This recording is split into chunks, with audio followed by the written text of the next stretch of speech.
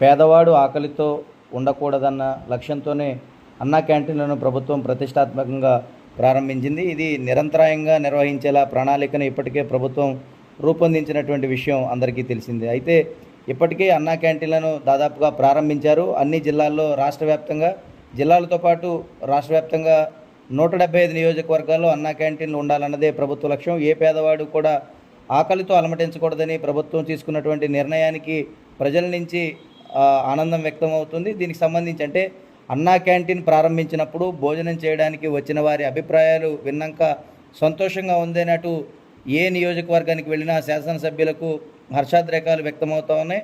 ఇప్పటికే ఎన్టీఆర్ పుట్టిన ప్రాంతంలో అన్నా క్యాంటీన్లను ప్రప్రథమంగా ప్రారంభించారు ప్రభుత్వం.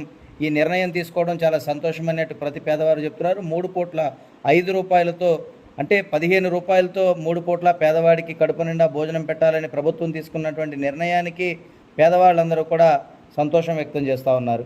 ఒక్కొక్కరిని పలకరించి వారి కుటుంబ పరిస్థితులందరూ కూడా ప్రజాప్రతినిధులు అడిగి తెలుసుకొని వారి బాగోగులకు మేము అండగా ఉన్నామంటూ ప్రభుత్వం తరపున వారికి నిలబడుతున్నటువంటి విధానానికి కూటమి ప్రభుత్వం గతంలో ఏవైతే హామీలు ఇచ్చిందో వాటన్నిటిని కూడా నెరవేరుస్తూ ముందుకు వెళుతున్నటువంటి విధానాలను ఎప్పటికప్పుడు కూడా ముఖ్యమంత్రి చంద్రబాబు